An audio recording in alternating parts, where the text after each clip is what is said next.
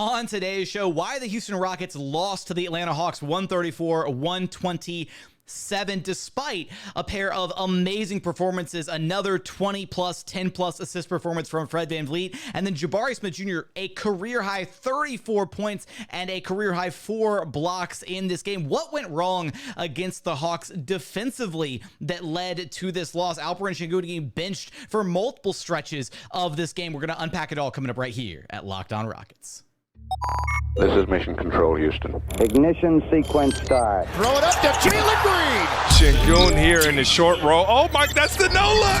Jabari for three and the win. Yeah! Look at Tari, Eason. Here comes Tari. No! T-minus 15 seconds. Guidance is internal. The Houston Rockets select Thompson and Cam Whitmore. One thing I have never done is not made the playoffs, and so we want to take that step here as well.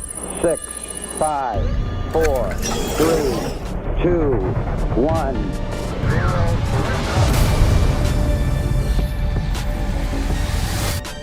What's up, and welcome to another edition of Locked On Rockets, your daily podcast home for everything Houston Rockets basketball. As always, I'm your host, Jackson Gatlin, native Houstonian and credentialed media member. I'm also the host of Locked On NBA Mondays. Be sure to follow along on Twitter at JT Gatlin, and the show, of course, at Locked On Rockets, free and available wherever you listen to your podcasts, including YouTube. And as always, thank you so much for making Locked On Rockets part of your day every single day, whether it's on your way to work, on your lunch break, in the gym. Thank you for being an everydayer. Shout out to a couple of our everydayers, Wade, who works for the Houston Rockets, as well as Preston, my guy who was able to visit Houston for the first time, catch his first ever Rockets game in person. Shout out to both of you guys for stopping me, for saying what's up, talking a little ball at the game against the Hawks. Do appreciate that, and appreciate them and everybody for being an everydayer. Thank you for making the show part of your day every single day. Joining us now to break down the Houston Rockets 134-127 loss to the Atlanta Hawks. The home winning streak has been shattered, unfortunately. None other than Houston's own Roosh Williams, host of Rockets Watch, who you can track down on Twitter at Roosh Williams. Roosh, this was a weird game because the Rockets were getting bludgeoned in the first half. Atlanta couldn't miss from three. Then they pitched a shutout in the third quarter. And then, I don't know, it was kind of a roller coaster there in the fourth, some back and forth, some runs going each way. Let's start here. What do you think is the biggest reason? What's your biggest reason the Rockets actually took the L in this game? Defense. I mean, plain and simple. Their pick and roll defense was terrible. And it's the third game in a row where you've kind of seen a good guard, an elite guard, put the Rockets in pick and roll coverage and basically put the pressure on them, right? Damian Lillard, Donovan Mitchell, and then tonight, Trae Young. And they had no answer for it. They had no adjustment for it. They were getting beat over the top. They were giving up threes early. And then once they took the threes away from Atlanta, they just started getting beat over the top over and over and over again. And it didn't matter. It was Sengun getting beat. Jeff Green, when he was in there, actually played a little bit better, but he had 4 fouls and he got hurt, so he didn't play. Jae'Sean Tate, Dillon Brooks, whoever was switching onto the roll man was getting beat over the top, and the Rockets had no answer for it. Yeah, it was, I think a big part of it was, so you make the adjustment, right? So they were getting torched in the first half. Atlanta shot 13 of 26 from three-point land in the first half. And a lot of those were just, the Rockets were one of the best three-point defensive teams in the entire NBA.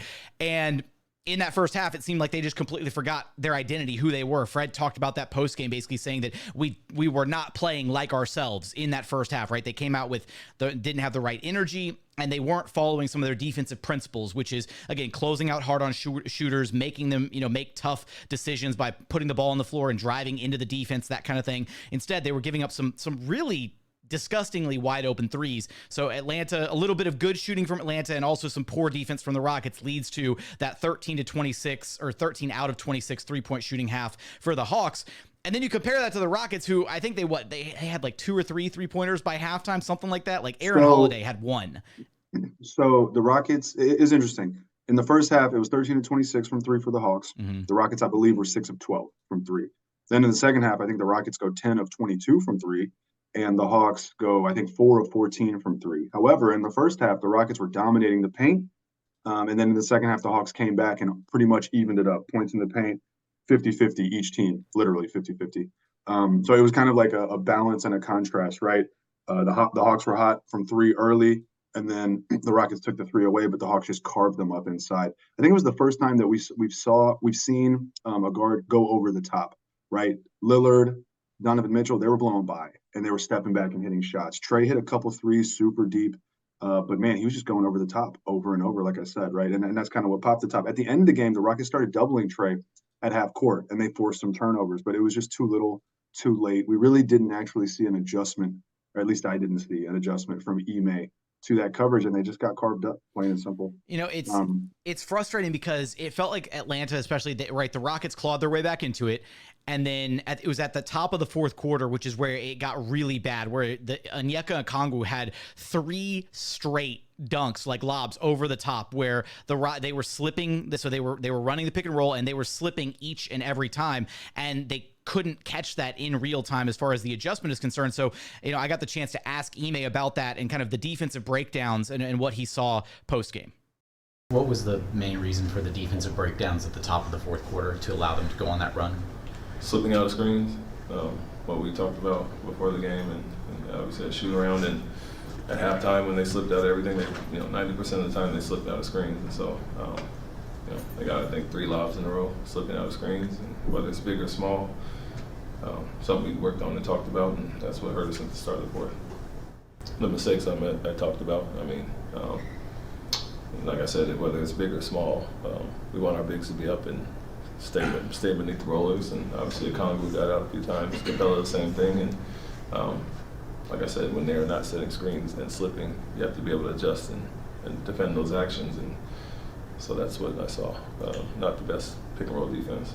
Okay, so Ime Udoka kind of shedding some light on the breakdowns that we saw there at the top of the fourth quarter, where I believe the Hawks went on, it was the 9-0 run to regain the lead, and then they never really looked back from that point. The Rockets just, were trying to play catch up, and they just couldn't get back into it. Atlanta, then they, found their 3-point stroke again after going 0 of 8 in that third quarter. Again, the Rockets made those adjustments at halftime, and they got back to, Fred VanVleet talked about it there in that third quarter, again, 35-21. They played good defense. They defended the 3 well. They played like themselves in that third quarter. But then this was really, Roosh, it felt like the first time all season where we've seen like Sengun really struggle defensively in the pick and roll and get they had no answer for that little slip action that we saw happen repeatedly. And I think it was at the end of that 9-0 run where Ime called timeout, and the first thing he did is he walked straight out on the court, and he was like tearing into LP on the floor and I don't know if it's because, again, I don't know how much of that is on LP for misreading those, or if he talked about this, schematically, how he wants the bigs to play up, but you still have to be beneath the roll man, and you can't let him get behind you. And that's exactly what Okongwu was doing. He was getting behind the defense, and it was leading to these wide open lobs. Yeah, it was his worst defensive game of the season by far, unfortunately. For those who have defensive concerns about him, this is the game that exemplifies the concerns that people have about him. Fair and fairly so.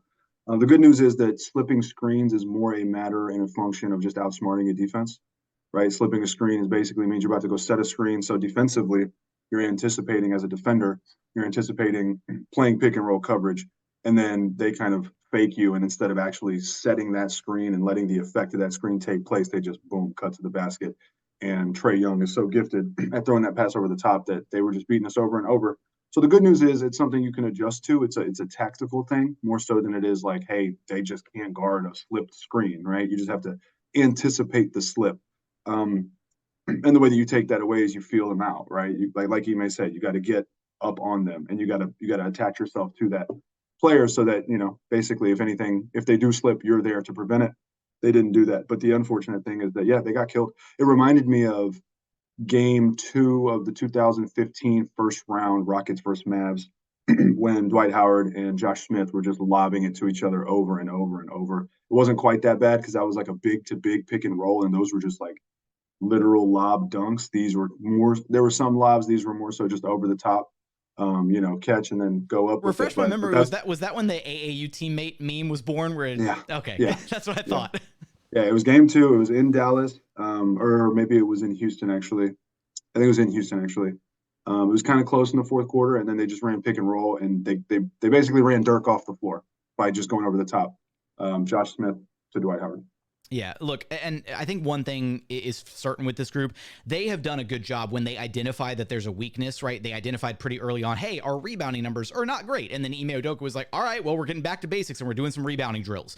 And we did some old school rebounding and box out drills. And then suddenly the team's rebounding numbers skyrocketed. Now, also getting Tari Eason back in the rotation helped a lot when you have rebounding numbers, and this would have been a game where, as much as the Rockets were what felt like a lot more effective defensively when they were switching at times in this game, having Tari Eason would have been amazing, because he's been at times the Rockets' best player when he's actually out there and getting 20, 25, 30 plus minutes a night in this recent stretch of games. But I do think one thing that's going to be kind of a concern for this group moving forward is they had that long homestand to start the year, right? And that allowed for a lot of practice time. I think one side effect you're seeing of the recent road trips and some of the recent losses that they've taken, they haven't had nearly as much time to practice, right? This is a young group, and when Ime is able to sit down with them and go over film and break it down for them and help them understand, hey, this is where we're messing up, this is where we need to improve, these are the areas that we need to clean up. When he has that practice time, this group responds really well. He talked about how guys on this roster like Alp, like Jaylen, how they respond when they've been challenged by him this season, when they've been presented with, hey, this is an issue, we need to clean this up, and they've done well so far. But now they're kind of getting into that nitty-gritty part of the schedule where they just came off a road trip, they didn't have a lot of practice time, and I think we're seeing one of the side effects of that is they had very little practice time. They haven't practiced, I think, since they were back in Houston before the road trip, and they looked rusty because of that. Yeah, and to the point of the schedule, they're 1-1. They were 1-1 against the Eastern Conference prior to playing Milwaukee. They're now 1-4 against the Eastern Conference. They lost to Orlando to open the season. Then they beat Charlotte shortly thereafter. And then they lost these 3 games in a row. So it's kind of interesting. They'd only played the Eastern Conference twice throughout the first 21 or so games. And now they're starting to lose to them. We're almost 1/3 of the way through the season, and they're 1 game above 500. So I'd say they're ahead of schedule. But you mentioned it. Missing Tari Eason was huge tonight.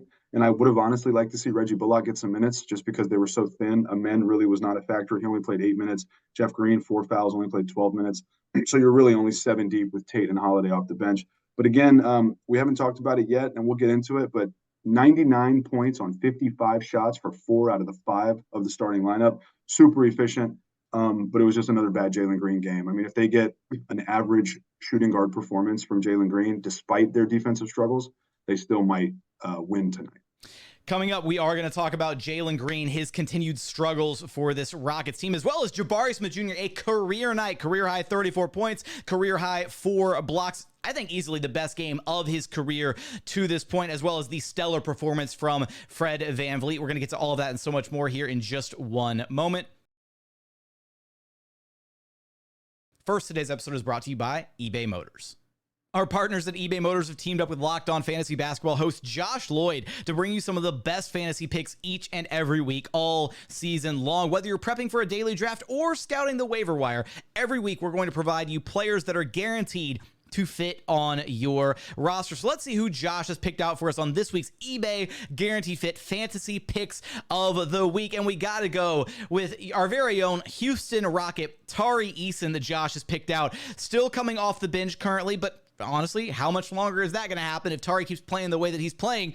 He has a pretty strong argument to get into the starting lineup, but Josh says it doesn't really matter because Ime Udoka has found minutes for him. He's a strong fantasy value per minute option who becomes useful to everyone as these minutes tick up, and that's absolutely the case with Tari Eason. When he is available, which he wasn't, unfortunately, against the Hawks, but when he is available, Tari is just a guy that provides so much value on a per minute basis. He racks up all accounting stats, whether it's points, rebounds, steals, blocks, even assist numbers occasionally. Tari is all over all the counting stats. He is a great addition to your fantasy roster. And one more name here to keep a lookout for. Malachi Branham seems to be a starter for the Spurs for the short term at least, and he's flashed some increased passing skills, increasing his fantasy viability. So a couple names you want to be on the lookout for. Now, Josh Lloyd from Locked On Fantasy Basketball is going to help you win your fantasy championship. And eBay Motors knows a championship team is about each player being a perfect fit, the same as with your vehicle. With over 122 million parts for your number one ride or die, you can make sure your ride stays running smoothly. They've got brake kits, LED headlights, roof rack, bumpers, whatever your car needs, eBay Motors has it. And with eBay Guaranteed Fit, it's guaranteed to fit your ride the first time, every time, or your money back. Plus, at these prices, you're burning rubber, not cash. cash. Keep your ride or die alive at ebaymotors.com. The eBay Guarantee Fit only available to U.S. customers. Eligible items only. Exclusions apply. And continuing on here at Locked On Rockets, your daily podcast home for everything Houston Rockets basketball. Some exciting news is Locked On has launched the first ever national sports 24/7 streaming channel on YouTube. Locked On Sports Today is here for you 24/7, covering the top sports stories of the day with the local experts of Locked On, plus our national shows covering every single league. Go to Locked On Sports Today on YouTube and subscribe. Be sure to, when you're there, if you're not subscribed, subscribe to this channel also, because this channel is pretty awesome, if I do say so myself.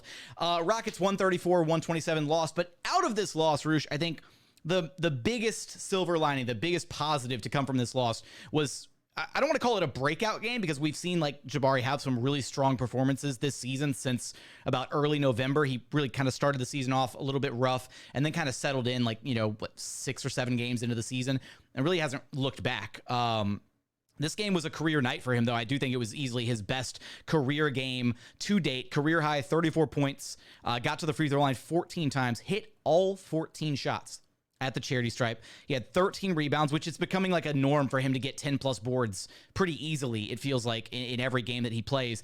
And then a career high 4 blocks as well. He was versatile, getting it done on both sides of the basketball. Let me start here. Were you more impressed with his offense or his defense in this one? His offense. More his offense by far, because he was cutting so much off the ball and he made so much happen when he would cut.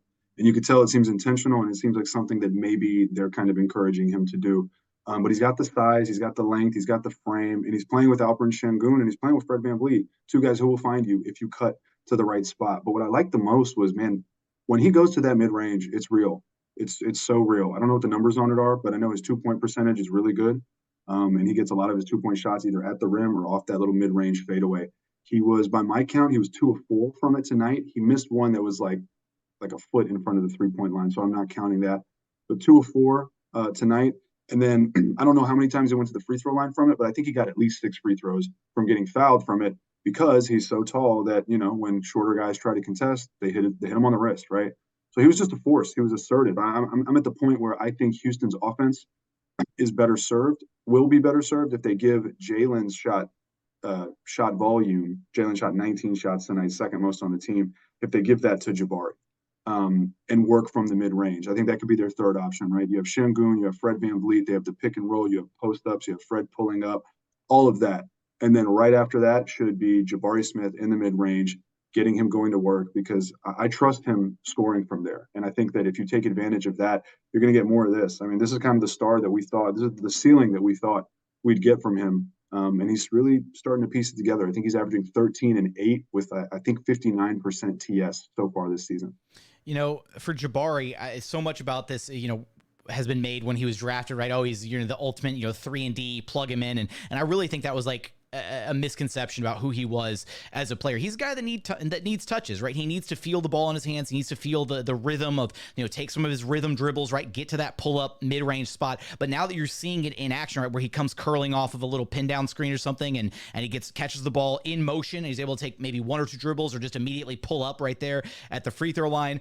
It works. And I do think that he is a guy that if you go to him early in a game and get him a few touches in the first quarter, let him kind of, feel the ball, let him get into his rhythm, draw a foul or 2, get to the free throw line, see the ball go through, that's what unlocks the rest of his game. And in this one, you saw it worked for him because it unlocked his 3 ball. He was 4 of 7 from downtown in this one. So he really was scoring from everywhere, all over the floor in this one. Atlanta had no answer for him. They could not guard him. To your point about him getting to the mid-range and getting fouled on those shots, you're right, because he has this, I don't want to say it's unconventional, but it's almost like he's not quite shooting at the apex of his jump sometimes when he elevates for that midi, where he holds it for a split second longer than maybe you should. But because of that, it's a weird, I don't want to call it a hitch, because it's not a hitch in his shot, but it's just every time it feels like he elevates for that mid-range shot, he's getting slapped on the elbow or on the wrist or something, because A, he's taller than everybody else, and B, his release point is so high that the only way people can hope to contest it is they're reaching up there and they're gonna foul him. So him getting to the free throw line as consistently as he did in this game, it really felt like he was Houston's best option, which is kind of mind-boggling as to why, at one point, he only had like 7 shot attempts going into like the fourth quarter. I want to say it was. He wasn't getting a lot of attempts. He was getting to the free throw line a ton. So you kind of have to factor some of that in, right? Where the shot attempt doesn't count if you get fouled and then you go to the line and take 2. Like, those still count as like attempts, I guess. So if you wanted to do some math, some weird math here and like break it down, he got 14 free throw attempts. Maybe you count those as like 7 shot attempts if you want to break it down that way. It still felt like he should have been more involved in the offense than he was, given how successful it looked when they did go through him in this game.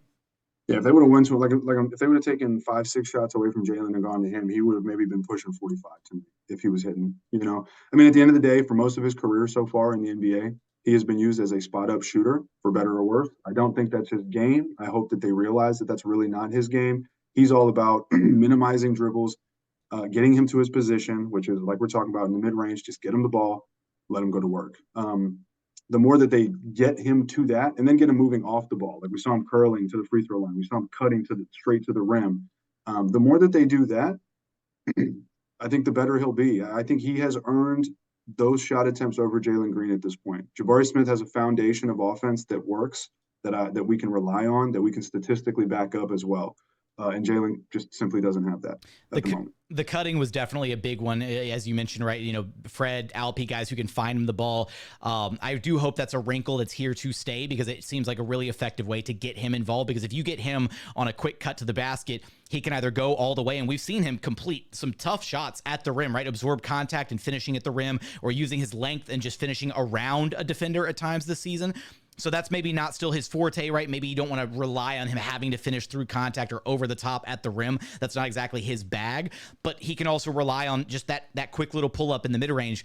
On the other side of the ball, though, he was also still really effective with the 13 boards, the 4 blocks. He was very switchy in the lineups where they were actually switching everything 1 through 5. He had some possessions where he completely clamped Trae Young. He had that one possession where he clamped Trae Young into an air ball.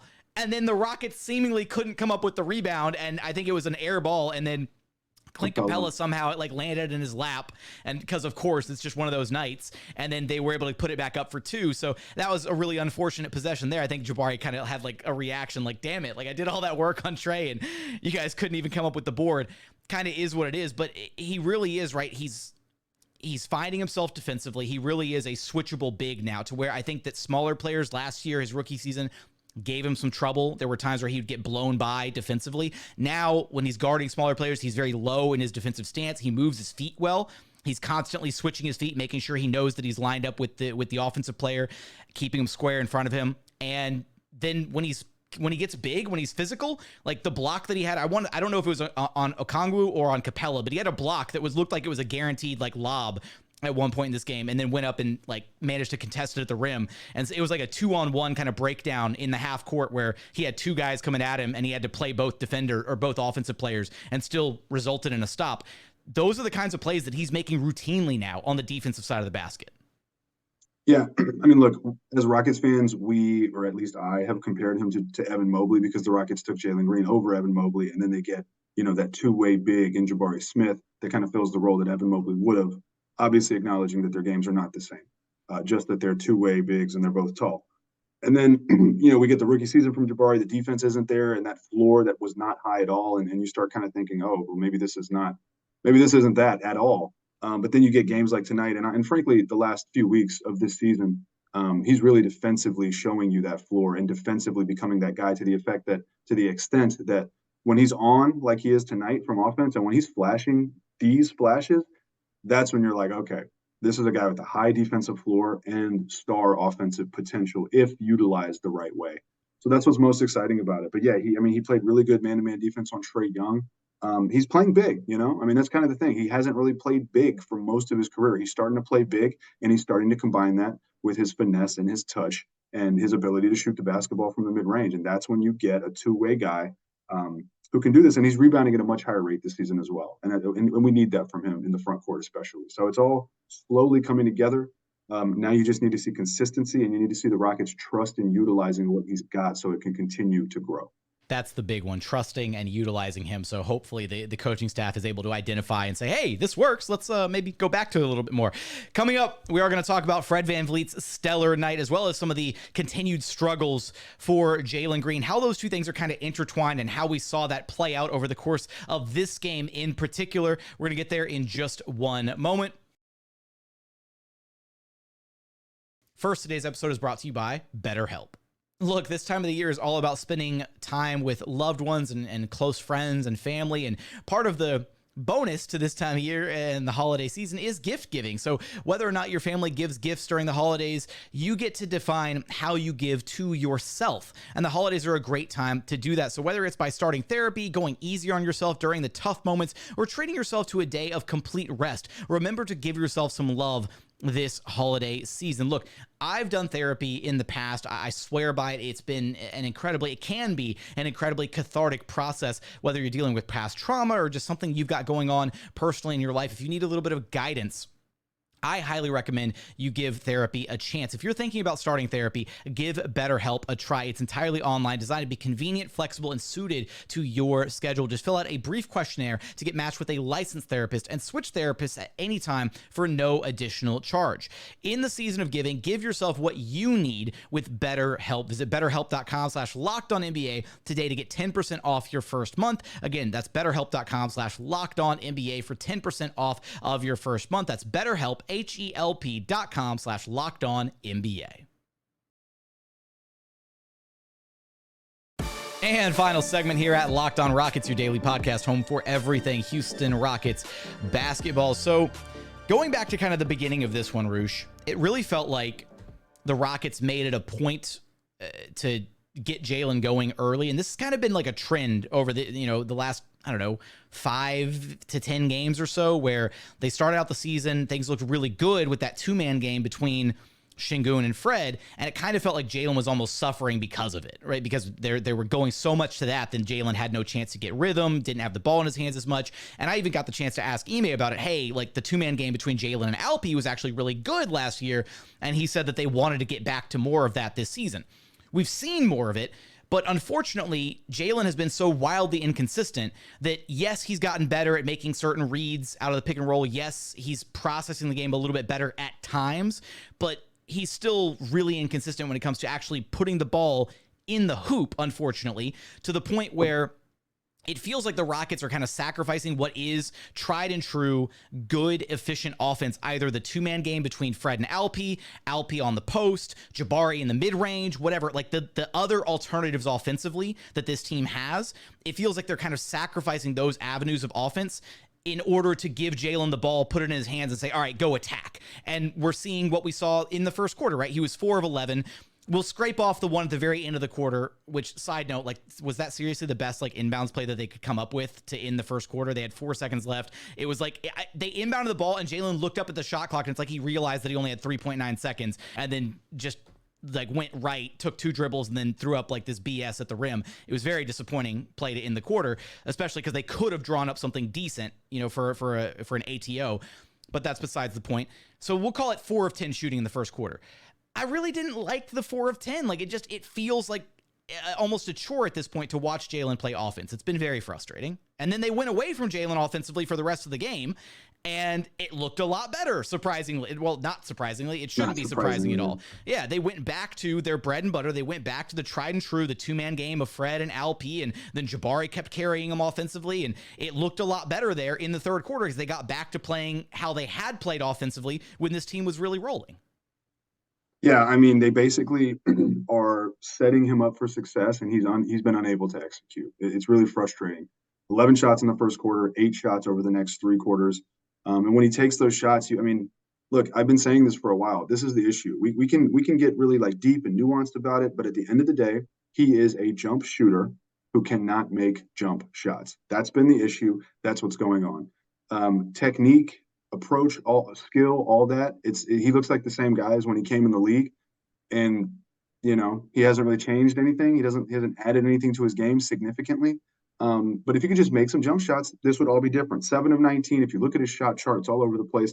If he made 4 more of those shots, that's 11 of 19 for 24 points. And we're like, oh, Jalen had a great game, but he just can't hit jump shots. And it's linked, I think, directly to his confidence because he knows that he's not a jump shooter. And he knows that his ability to drive and finish at the rim is basically non-existent at the NBA level because he's a straight line speed guy. He's got one gear. He's really fast. That's what he does.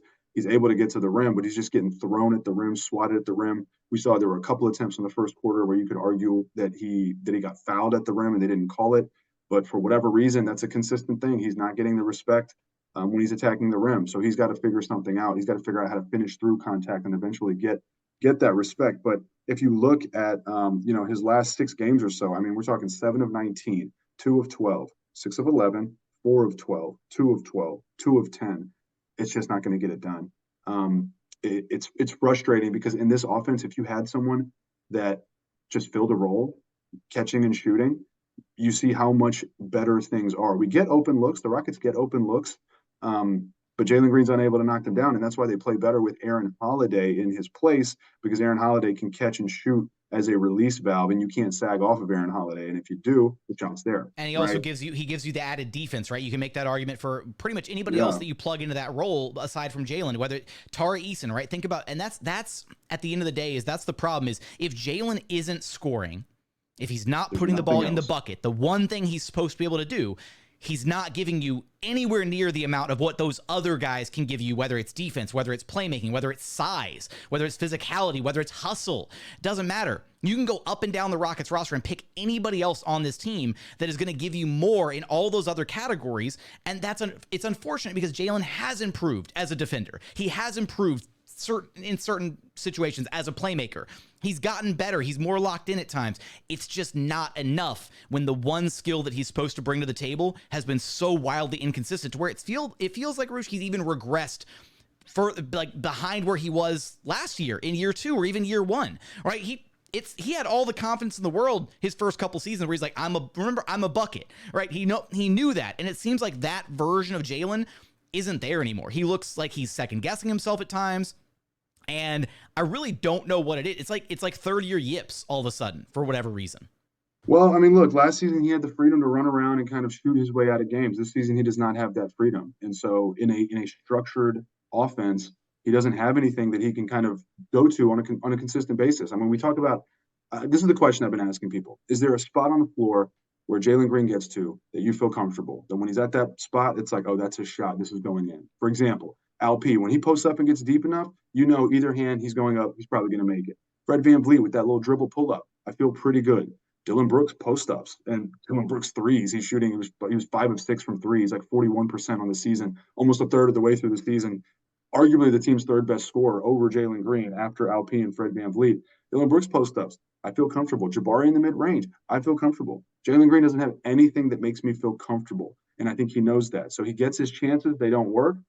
And at some point, the Rockets decide, like, hey, we got to move on because otherwise we're definitely going to tank this game. But they really got to get to a point where they've lost multiple close games this season where Jalen Green was the X factor and he wasn't able to execute, and they lost a close game, not because of him, but if he was to fulfill his role the way that people expect, they probably win those games. If you had a Max Strus, an average run-of-the-mill type catch-and-shoot shooting guard, you probably win that game because you make a couple more shots. At this point, Jalen Green has not been a replacement-level player, and that's the concern. 17 points on 52% TS. I was trying to look it up over here, so I don't know. I was waiting for you to break out the VORP number on us. I was like, oh, my God, Advanced Stats Williams over here.